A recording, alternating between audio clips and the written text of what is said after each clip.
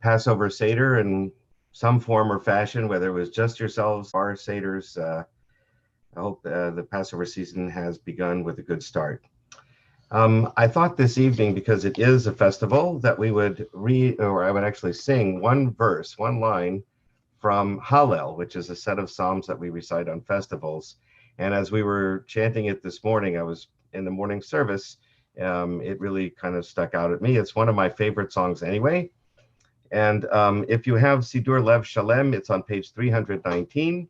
It is a selection from Psalm 117, I believe. So it's Min Hametzar Karatia. So min, I'm going to translate this for you. Min means from. Hametzar means from my narrow constricted space, which is what we're all feeling right now, from this narrow constricted anxiety that I have. Karati Ya. Karati means I called, and Ya, Yud Hey, is the short form for God's full name, Yud Hey Vav Hey. So from my constricted space, I called out to God. Anani, he answered me. B'merchav Ya. B'merchav is with his expansiveness, and Ya again is God's name. So in my constricted space, I called out to God. This is exactly what we're feeling now. And God answered us by providing expansiveness so that we can see beyond the walls of our homes. We can feel liberated, at least mentally and emotionally and spiritually, even though we're constrained in a tight space. Again, this just kind of called out to me. So I'm going to sing just that one verse as our opening blessing for the evening. Min hametzar kaharatia, ahanani bahamerchavya. Min hametzar kaharatia, ahanani bahamerchavya.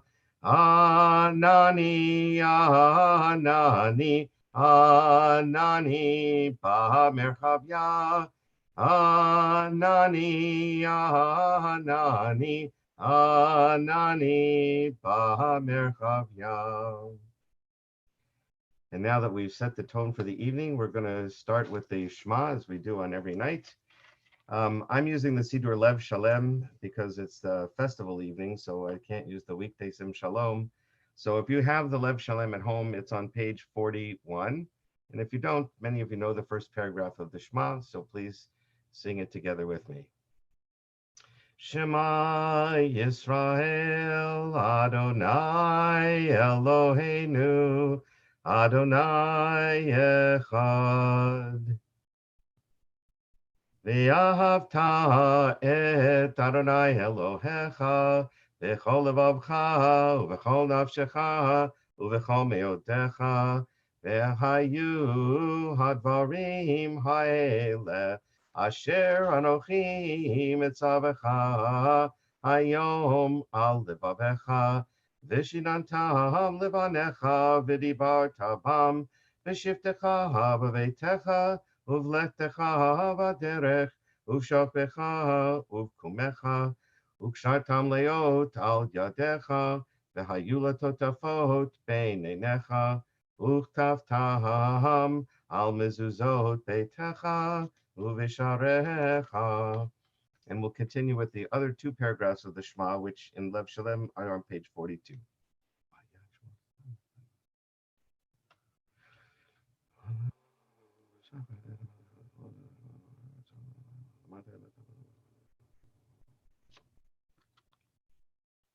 Vayomer Adonai Moshe lemor.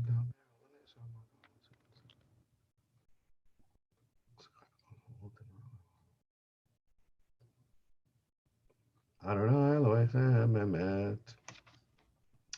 Just as well, before we leave the Shema, I just want to point out something. If you have a very traditional Haggadah, if you're doing another Seder tonight, and you use a very traditional Haggadah, you may recall there's a funny statement that's in the Haggadah where Rabbi Eliezer says, I never understood why we had to talk about the Exodus from Egypt at night until I heard Ben Zoma explain it to me.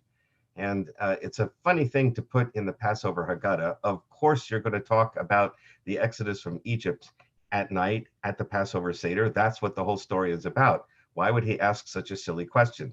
Well, the truth is that paragraph was transplanted into the Haggadah from a different place in the Mishnah, the basic text of Judaism in the year 200. And what he really was asking was whether we had to say that third paragraph of the Shema that we just recited at night. And they notice the third paragraph of the Shema ends with talking about how God took us out of Egypt. But he wasn't really referring to the fact that it was take us out of Egypt. He was referring to the rest of that paragraph, which talks about wearing tzitzit, fringes on the corners of our garments, because that commandment to wear a talit only applies during the daytime, not at night. So he said, maybe we shouldn't say this paragraph at night. And then he just happened to call that paragraph the paragraph talking about the Exodus from Egypt. Hopefully that made some kind of sense to some of you. If you don't do that paragraph in the Haggadah, never mind the above. Now we're going to do Hashkivenu, which is found on page 45 in the Sidur Lev Shalem. Allow us, Adonai, our God, to sleep peacefully and awaken us to life, O Sovereign. Spread over us your canopy of peace. Restore us with your good counsel. Save us for the sake of your name. Shield us. Remove from us enemies, pestilence, sword, starvation, and sorrow. Remove the evil forces that surround us. Shelter us in the shadow of your wings. For you, God, watch over and deliver us. And you, God, are sovereign, merciful, and compassionate. Ensure our going and our coming for life and peace now and forever. May you spread over us your canopy of peace. Blessed are you, Adonai, who spreads the canopy of peace over us, over all the people of Israel, and over Jerusalem, and over all the inhabitants of the earth. And now we're going to do the silent Amidah. It's the evening service, or we're going to, it's a little bit early, we're doing an evening service. And so there's no repetition of the Amidah. It is now a festival, so it's a special festival Amidah. So if you don't have Lev Shalem or a different prayer book that has the festival Amidah in it, what I'm going to do is this. I'm going to tell you what the structure of that prayer is, and then we'll just have our private audience with God, because that's actually what the Amidah is supposed to be. It's our time to pour out our hearts to God with our own words, our own thoughts, our own feelings and emotions and hopes and prayers. And what the rabbis did with the Amidah was gave us a structure of things to think about when we have our private audience with God. So on a festival or on Shabbat, there are only seven topics. And the first one is the Avot. We thank God for having a relationship, or we recognize that God had a relationship with our ancestors, Abraham, Isaac, and Jacob, and Sarah, Rebecca, Rachel, and Leah, that individual relationship with each one of them. And that's part of the relationship we have with God today is based on that historical context that has been for 4,000 years. That's the first blessing. Second one is we recognize God's amazing powers to create the world, to sustain the world. He supports the falling, heals the sick, and even has a relationship with those who have passed on. So he has the power of life over death. That's the second blessing about God's great, amazing power. The third blessing is God's holiness, where we recognize that God is holy and distinct and separate and elevated beyond all imagination. And the fourth blessing, special for festivals and the Sabbath, is, hey, this is a special day. It's a holy day. Thank you, God, for giving us holy days to celebrate. That's the fourth blessing. Number 5 is asking God to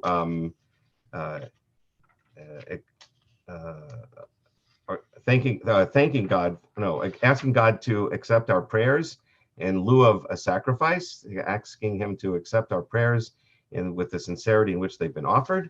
The sixth blessing is thanking God for all the miracles that are with us morning, noon, and night, Modim Anachnu Lach.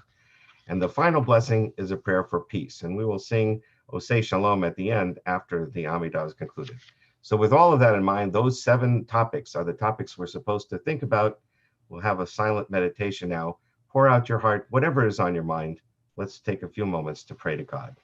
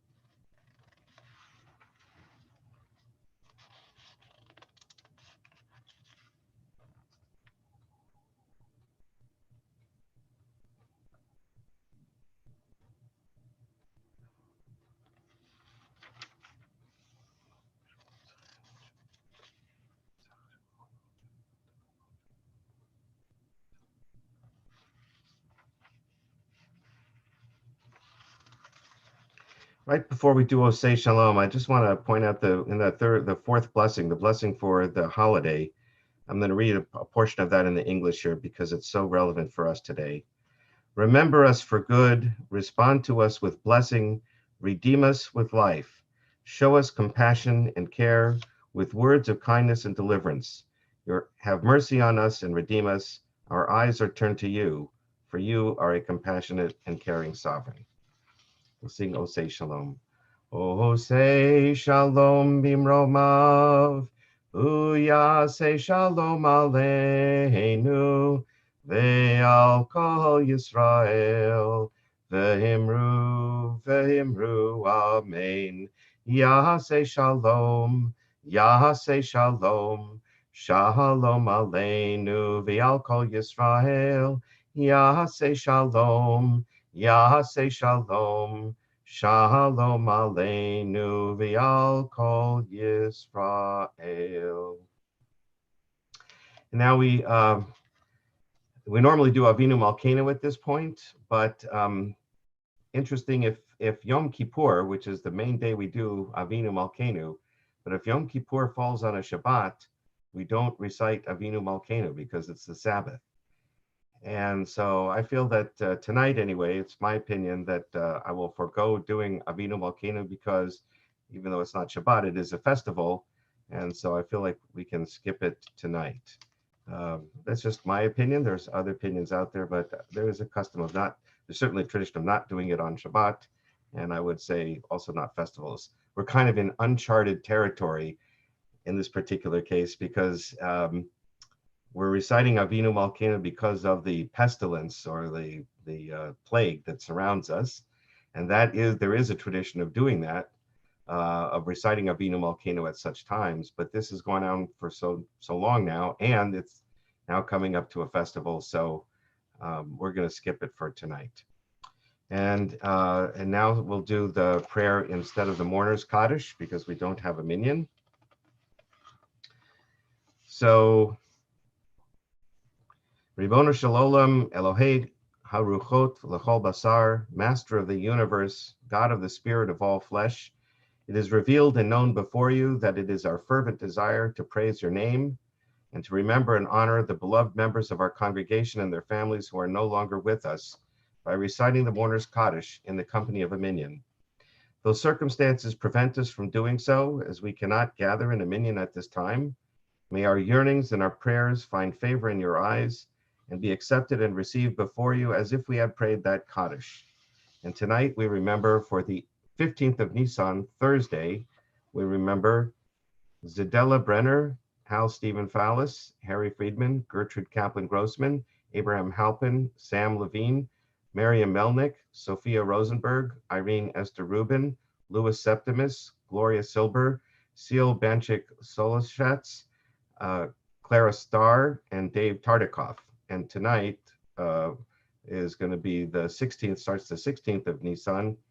So we remember Albert Appledorf, Sadie Bilski, Lillian Bloom, Manuel Burdett, Maxine Carlin, Abraham Franco, James Fruchtbaum, Nathan Martin Golub, Jesse Barkin Lee, Myrna Eunice Rudolph, Harry Sandler, Betty Bernstein Shapiro, and Nathan Orman. May you grant hope and healing to all who suffer, and may we soon be able to come once again safely, gather in holiness and joy. May your name, Adonai, be elevated and sanctified everywhere on earth, and may peace reign everywhere. Ohosei shalom bimromav, Ya'aseh shalom aleinu, v'al kol Yisrael, v'al kol yoshvei tevel v'imru. Amen. So Beth Yeshurun wishes all of you a good Yom Tov. May it be a happy Yom Tov despite what's going on. My sermon this morning, I mentioned the importance of also smiling and expressing joy and happiness and laughing. That was one of the recommendations of Natan Sharansky, who spent many years in prison in Russia and Soviet Union. That in spite of all that's going on, we should find reasons to rejoice and be happy. And so I wish you all a happy Passover, a good Passover. May you have a beautiful second night Seder, either with Rabbi Fort or with one of the others, or maybe just in your home with yourselves. We wish you blessings of healing, peace, happiness, comfort, safety, and good health.